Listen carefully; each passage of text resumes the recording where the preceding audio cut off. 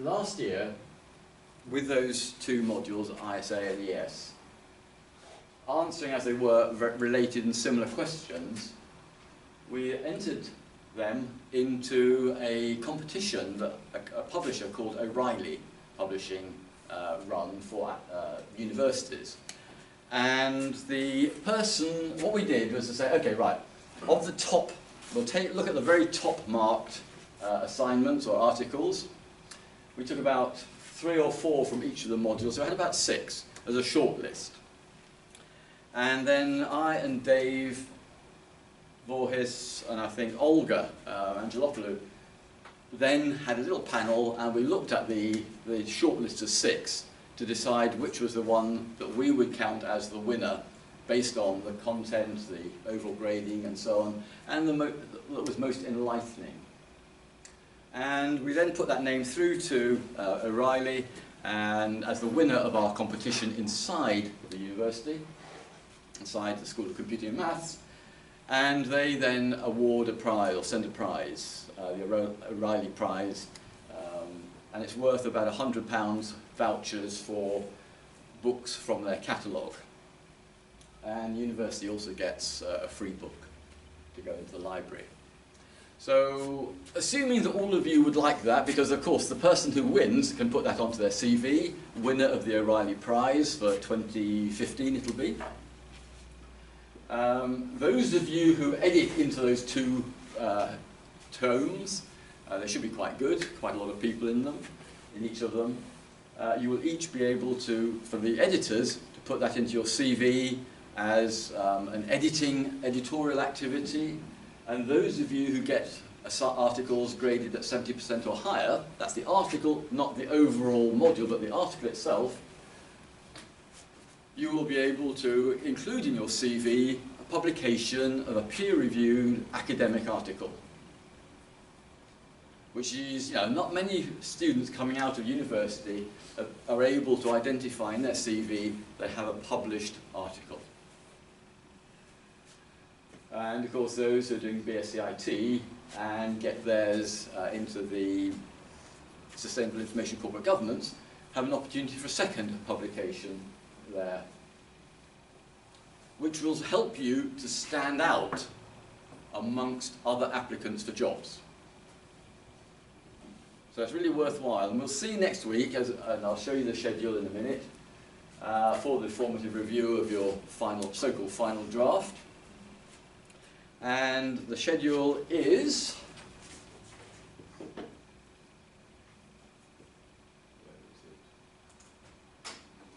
there. You can get it from the top of the assessments page. There are a few who aren't on the list because they have extensions because of various reasons. If anybody on this list here who are scheduled for next Thursday or Friday to come and see me in my office at that time, who know they have got support plans or whatever that give you an extension for your assessments, then I can move you from that time to sometime the week after. And then we'll apply the same approach to the full assessment in the week or in between about the 1st of May and the 7th or 8th of May. It's doing this Sunday, is it the 15th? Or no, I can't. I got 2 different dates. I got the first one that said Sunday the 22nd of Yeah. March. What I'll check. I've put these submission points up there. I may have put the Sunday date there. What I'll actually do, I'm just thinking about, in fact we'll do it now, we'll change it to a little bit closer to the review. Let's just check.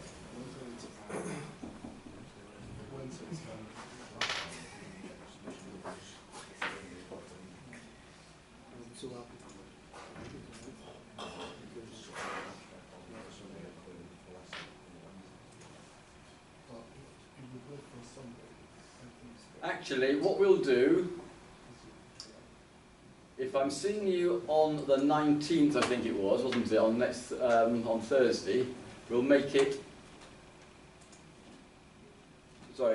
Wednesday night. Okay? And that was in... That's ISA.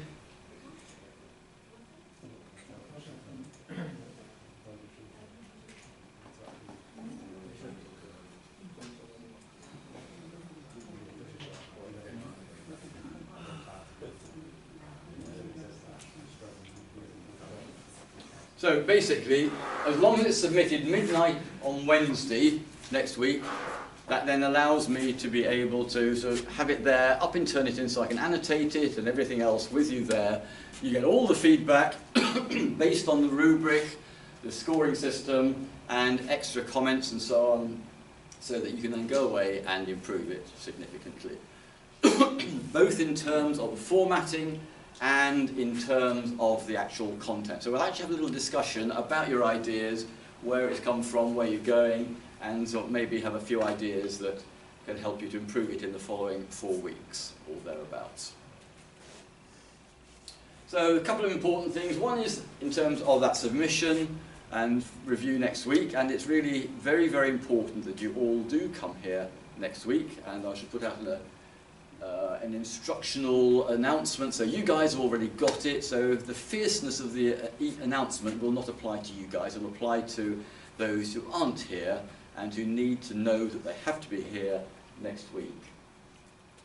But if any of you do want to have valid reasons that allow you to submit a week or two later, then just email me and I'll move you from that timetable that's up there at the moment to the following week, and we'll do another sort of session similar to that, probably, I guess, Wednesday or Friday.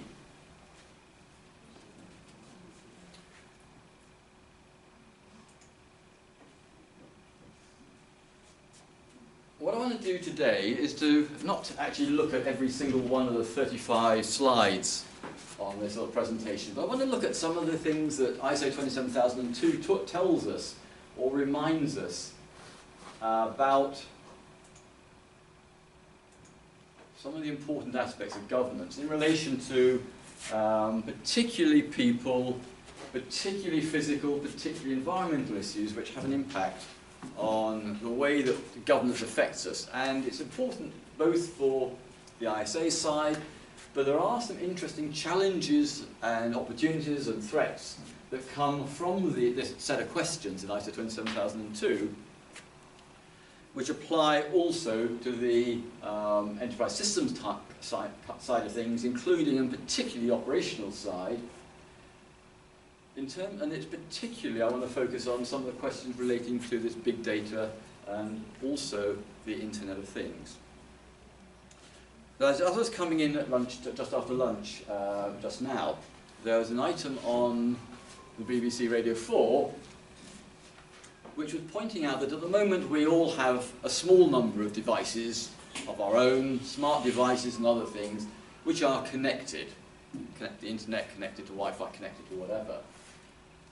Maybe half a dozen, perhaps, maybe a little bit more. However, they were saying that by 2018 or thereabouts, it's predicted that each household will probably have 70 or more devices of various types connected to the internet. Or sorry, connected, meaning connected wirelessly to each other, maybe Bluetoothing, maybe, you know, wired, who knows. But things like modern central heating systems now have a controller which isn't connected by wire to the boiler. It's connected via its own Wi-Fi or via your Wi-Fi system in the house, and it's then also connectable out through the Wi-Fi, through the internet, to your phone. So you get an app, download it, connect it, and you can control your central heating system or your hot water system from wherever you are in the world. And then Apple have bought up, if you remember a few months ago, the Nest company, who provide that clever smart switch that you can put on your wall to control your lights or other things. People are now talking about connected white goods, you know, your washing machine, so it can get, as soon as you get a smart meter for electricity in your house, and they start publishing on there the price of electricity at different times of the day. Your clever washing machine can decide when to switch itself on to do a cycle, etc., etc. And more people have got these little wristbands that are health wristbands for exercise. So it's actually quite easy to think of, you don't have to have too many wristbands of different sorts, and for your running, your Garmin, whatever, and suddenly everybody's got 5, 10, 15, 20. Then the household has 70 before you even noticed it. And so these questions really apply to all of the sort of sources and storage and management of assets.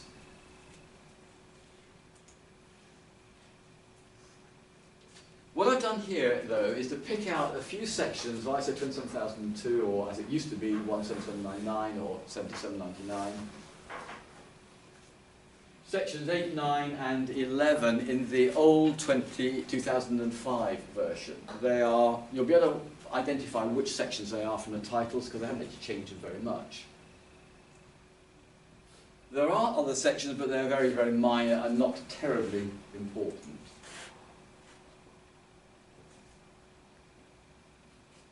But it's really to do with the human in the loop, because the human in the loop is probably one of the areas where most of the problems come from, whether it's in security, in terms of we can't be bothered to have 32-character passwords, so they cannot be rainbow table hacked. We just can't be bothered, it's too difficult. We open emails and we click on attachments when we don't know for sure what's happening, where that's come from, because we're inquisitive. And suddenly we have a problem. Malware has got in and it hasn't been detected, 0-day or something. And as we look at the physical, well, I mentioned a week or two back about the problem of having fire exit doors outside of security perimeters of businesses being a potential problem in terms of theft of goods, devices, assets. So we're kind of looking at the HR, the human resource management side. What business practices do we really, really need to think carefully about?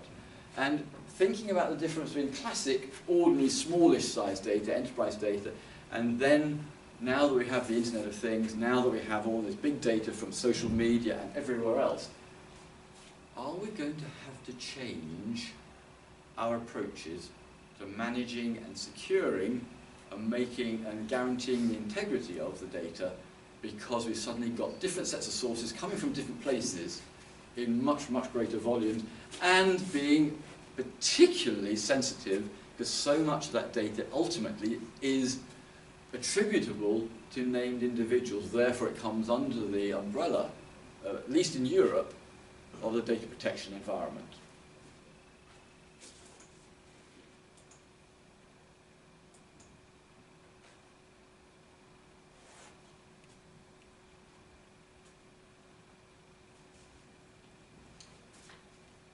One of the chapters looks at the organisation of information security. And as we saw with things like Target, a really big security problem can come from the contractors, the third-party contractors who come in to do a job on our infrastructure. And what happened at Target was that or at least it's alleged, a contractor came in with a deliberately infected, as you might say, memory stick or something like that was able to get into the system because they were given the access rights to be able to do their job, and they abused those access rights and put in a software that ultimately was able to open up a hole through the firewall and pour 70 million sets of data or ID out of the target environment.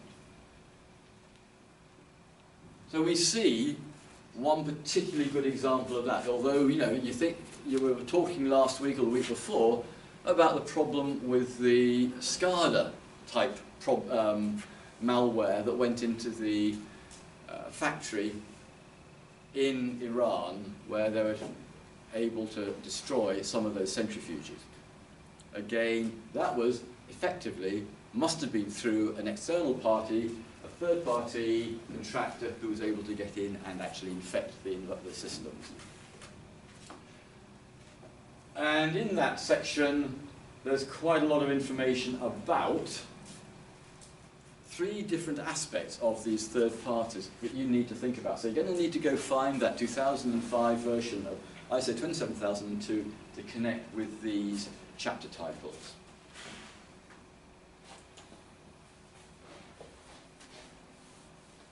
Now, in terms of how would you use what I'm talking about today in terms of your own articles, this is a sort of a task that's really, really important. You look at that section 6.2, and it's section 6.2.1, 0.2, and 0.3,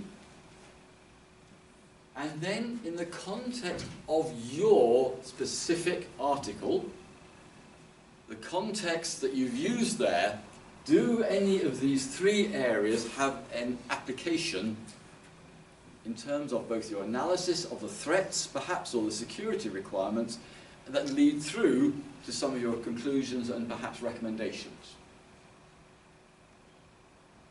How are you going to make sure that your third-party contractors are going to obey your rules so that your company and client and supplier data is protected?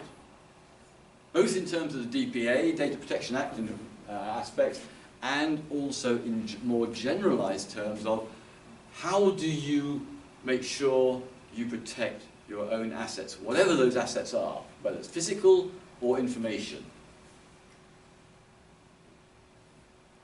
And the most important thing in terms of it is not just, this is the guidance, but the justification. Why is this so? How can you do it, and why? It's the why that's really important. That's what makes it high grade and valuable. The sort of thing that you're going to need to do next year, because they're not just going to want the answer. Your bosses, when you write a report, an analysis of an opportunity or a threat, they want to know the justification, not just the answer. This is how I've developed my analysis, this is how I have developed my conclusion, this is how I've developed that recommendation. Did that just move by itself? No. Assets. Now, one of the things about ISO 27002 and the whole 27K series is that assets are defined really, really rather broadly. No longer just the physical assets, you know, the PCs or the servers or the desks and the chairs. But assets are everything that is of value to your organization. It could be people, it could be information, whether it's on paper or stashed away on your own servers, in your private cloud, your private data center, or distributed out there in cloud-based software as a service type organizations. And what the whole of this chapter is all about is the fact that ownership is absolutely fundamental to making anything happen. And that has to be given to both a part of the organization and also a named individual.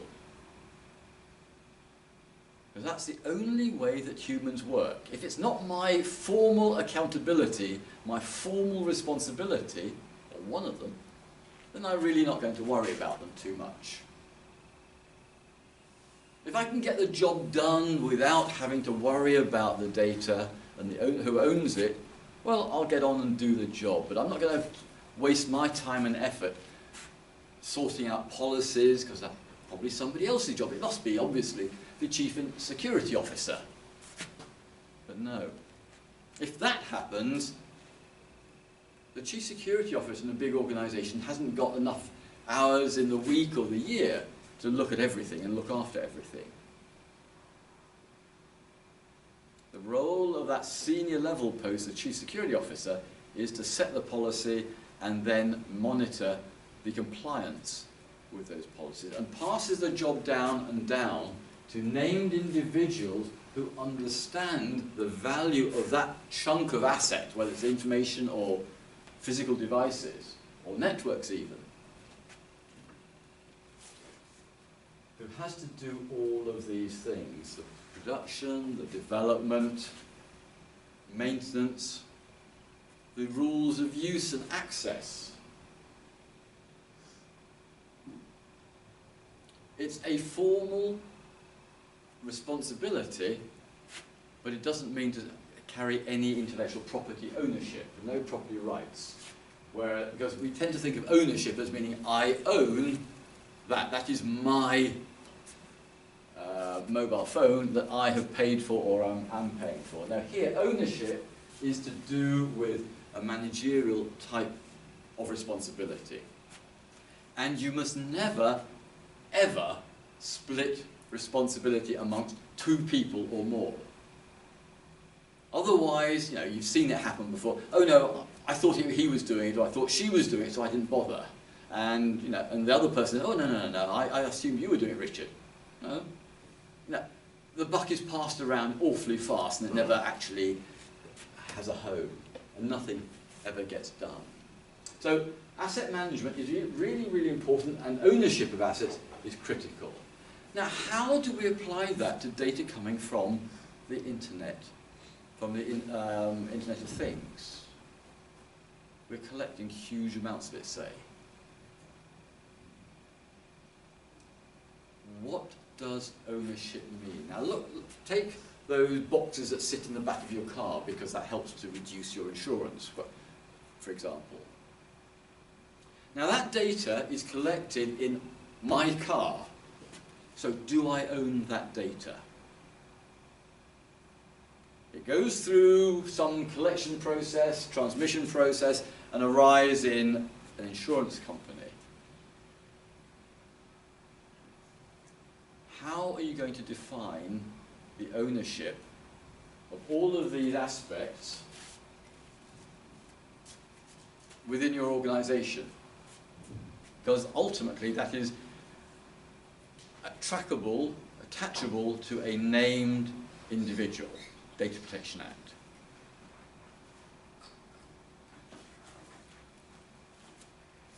Someone in the organization must control all of the access to that, the usage of it, that it complies with the Data Protection Act registration for that data, for example. You can think of it as well for the electricity companies. Once we all have smart meters, and those smart meters start sending back the electricity or gas consumption or water consumption eventually every half an hour. A huge amount of data that comes to my house that I pay the bill for. Lots of interesting questions, therefore, that come up with that responsibility as owner of those information assets. Integrity is an interesting one. Tripped over an interesting development. I was talking to somebody, a first year student actually, who's had quite a lot of experience in a company about data cleaning. And this particular person was employed as an agency person, agency staff, about 10 years after a major ERP system went live. That ERP system had been started off with comparatively clean data, having cleansed 60% or more of the data from those old systems that had been around since the sort of mid-60s. Cleaned up in 2000 when they went live, and by 2010 they discovered or realized that a large proportion or a significant proportion of the data in that ERP system was now no longer accurate or clean, could not be used for any sensible, valid decision making. 10 years and the data was rubbish. Now another example where a a different type of system went live about 5 years ago. And the people who were using it ended up with two lists. One of all of the things they were actually had activity with, and another one which said these are the things you're responsible for. Now, the list that was important is the list over here, the ones I'm attached to that I do things with. The responsibility one didn't need access to at all. It was to provide a service to some people. But when the people who were using it compared the two lists, on this list, some of those were ones they were actually responsible for, but which weren't identified over here in the responsibility list. But because the people could do their job with that list, there is no incentive at all to go through the hassle of asking one of the administrators, oh, but I need to be attached to that one because I'm not just one of the team, I'm actually the owner. If the job can be done without cleaning up that data there, which notionally says, this year you're responsible for this, this, this and this,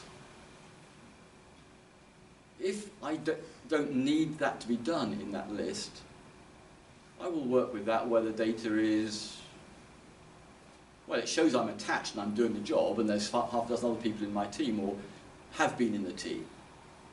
I mean, to make it easy to understand, imagine that this is two lists, one of modules in the university that I am module leader for, and here is the list of modules that I have taught or am teaching or am part of a team teaching. That list is all I need to worry about, because I can get all the modules I need to do, because I just get attached when I need to get attached to another module. But for anybody else, or for me, that list that said, oh, this year you are the module leader for this module, I don't need that. So why would I be bothered, can I be bothered to sort of send off an email to someone who is really, really busy as an administrator, say, oh, by the way, that list needs to be amended to take X off that as module leader and replace it with me. Am I going to bother? There's no incentive. There's nothing that makes it necessary to get the data clean. Now that means that if you're doing analytics later on, who was teaching or who was module leader at a certain point in time, maybe we're looking doing some learning analytics, for example, to see if there are differences in achievement levels of students, average achievement levels, say, based on who the module leader is. Can we see changing achievement levels year by year as different module leaders teach or run different modules? So the organisation that has that problem, the leaders or owners of the task, as opposed to the doers of the task, that second part will be complete rubbish.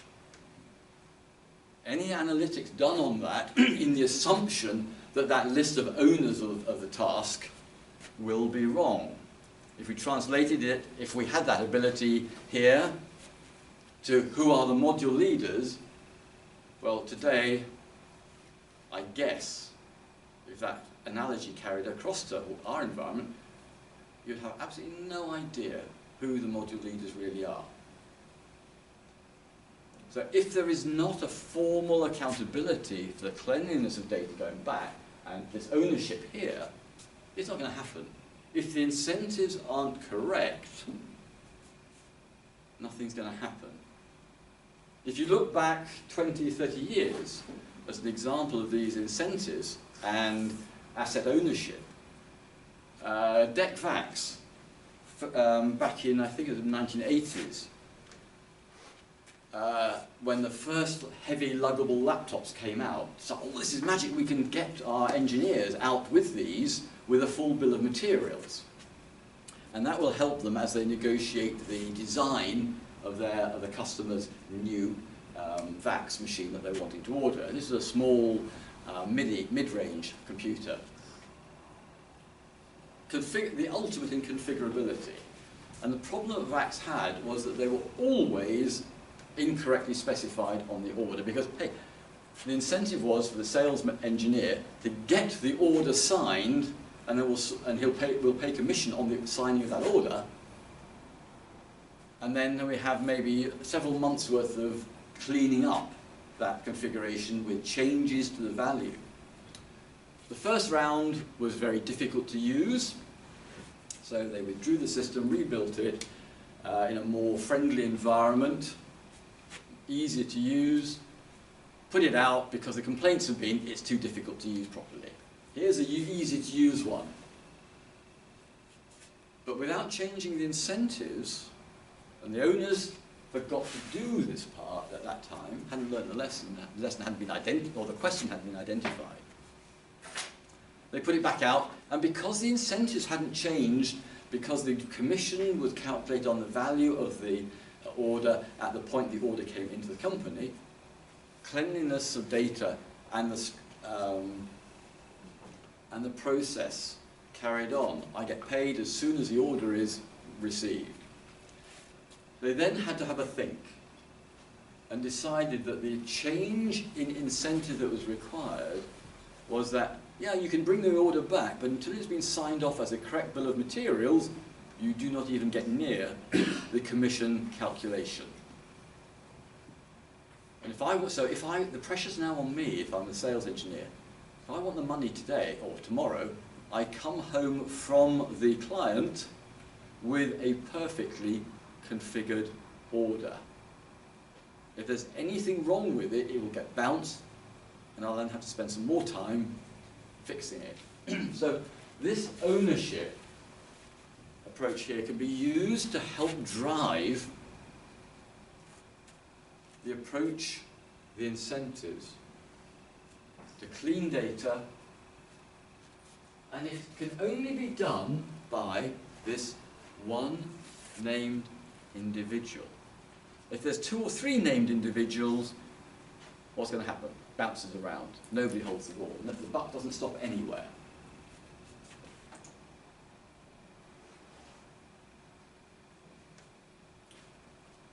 This section here is very, very important as we think about our systems growing and changing, about the environment growing and changing.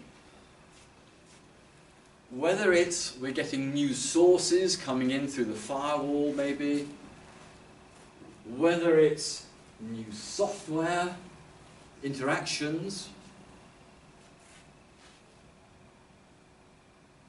whether it's a change in the size of the data we're playing with or we're analysing and receiving and storing, if things change, we need to have a formalised review. And so part of the security policies must take account of a regular, scheduled review. Have we got any changes? It should also have a question in there that says, as soon as anything changes, quickly, if necessary, possible, or more in a controlled fashion, depending on the size of the change, see what needs to be done.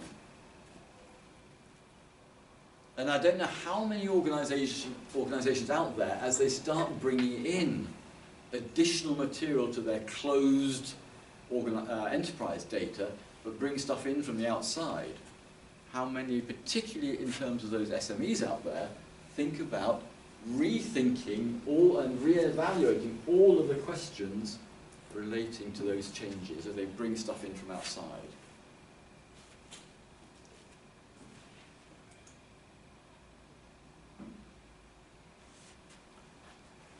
Just as a reminder, this says, ownership may be to do with things like business processes, maybe to do with activities in the organization, piece of software, or data.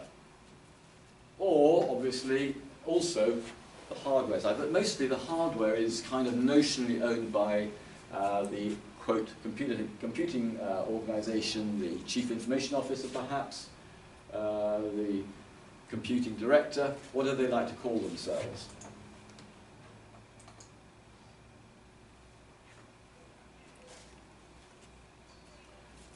What we're beginning to see now, and we've seen it for a long, long time, that we need to think about our human resources owned, you might say, or employed directly by us.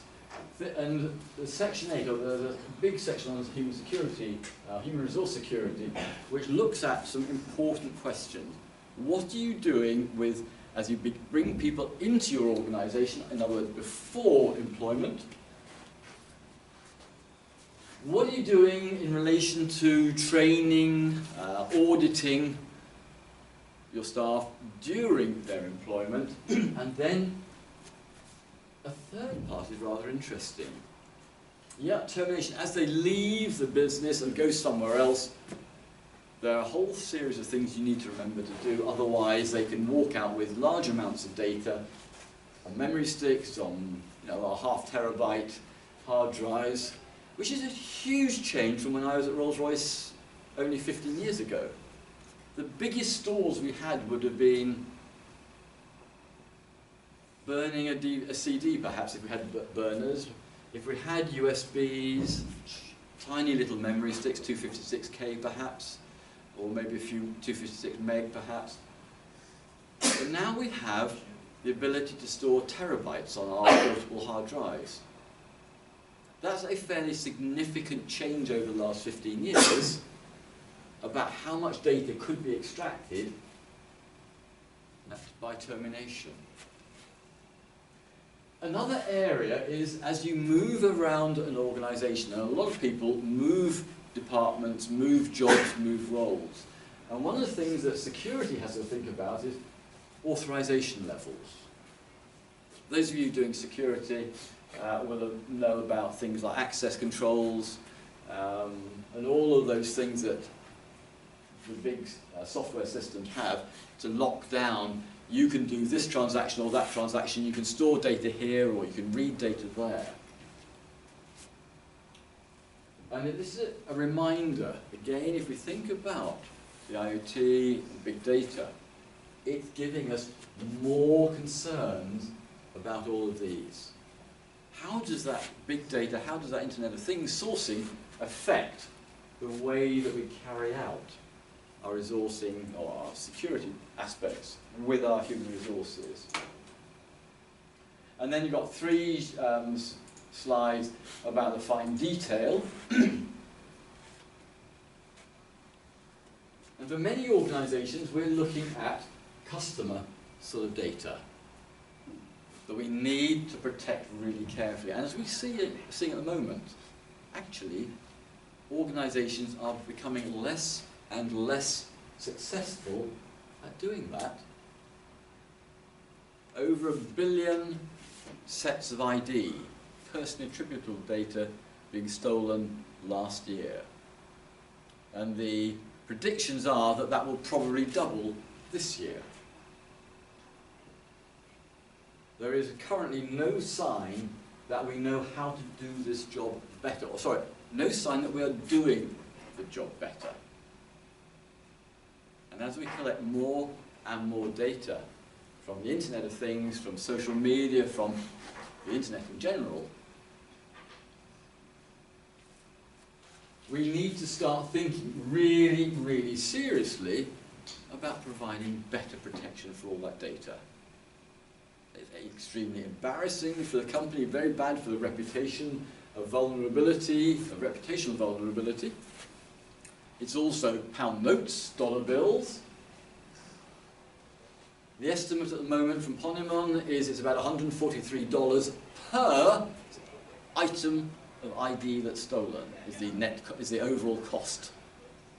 So that's $143 billion worth of damage last year. That's quite a significant fraction. That's effectively 1/30, 3%, 3.5% of the money we spend on IT each year across the world. $147 billion worth of damage to a whole range of people, including the customers. That's the average.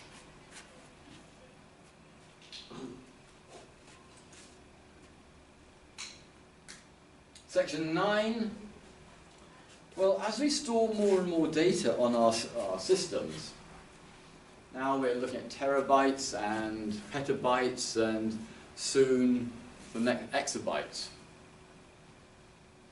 Huge amounts of data that can, in principle, be quite easily removed in quite small, easily man-portable, woman-portable packages.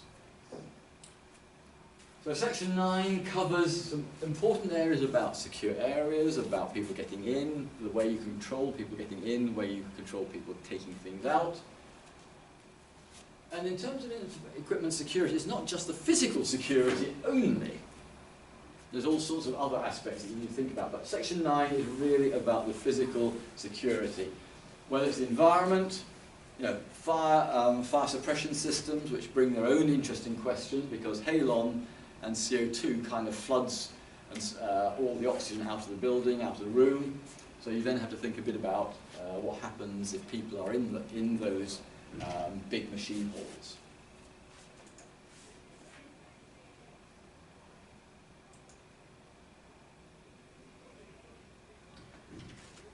As we get more and more data and bigger devices on which we can store them, these portable ones,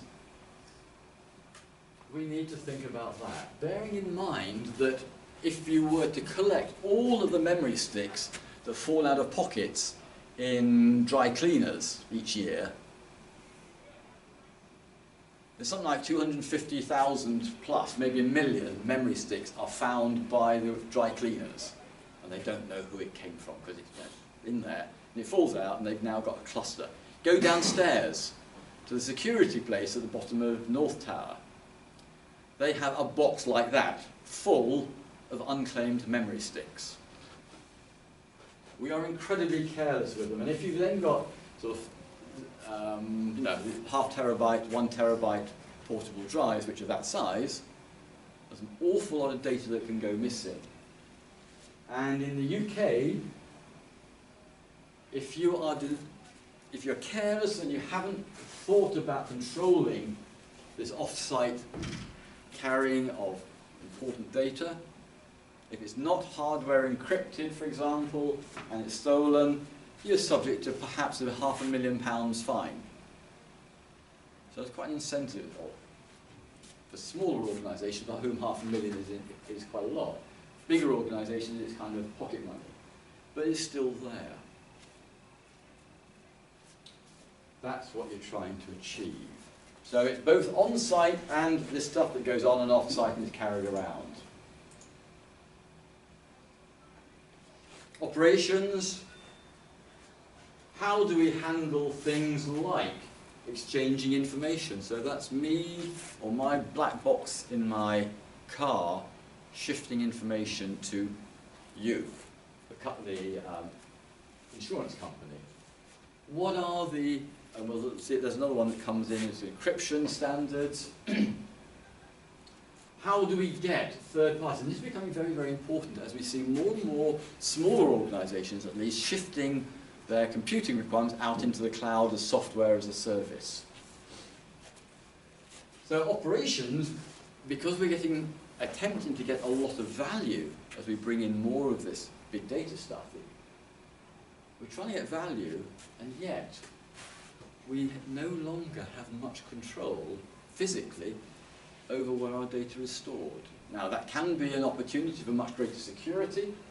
It can be a problem area, and I was at the InfoSec conference 2 years ago down in London, 2013 I think it was, and one of the presentations was all about, within this third-party service delivery, with now the virtualized boxes and so on, the problems of stopping cohabitation causing a problem. So if you've got two different organizations running virtual machines in the same physical server or the same physical cluster, how do you stop user A getting across into user B's data and so on. And there are some interesting challenges there. Shifting data backwards and forwards, so I'm formal exchange between maybe a customer, that's me, my data, insurance you, the supplier. It could be the data flying around from you to your software as a service provider, lots of different things. All sorts of important questions come out of these subsections that need to be thought about. I think I covered the really important ones I want to cover today, so think about those, have a look at ISO 27002 edition 2008 and align with those chapter numbers to find the important questions that come from the ISO side rather than from the 14V's side. Okay guys, thanks.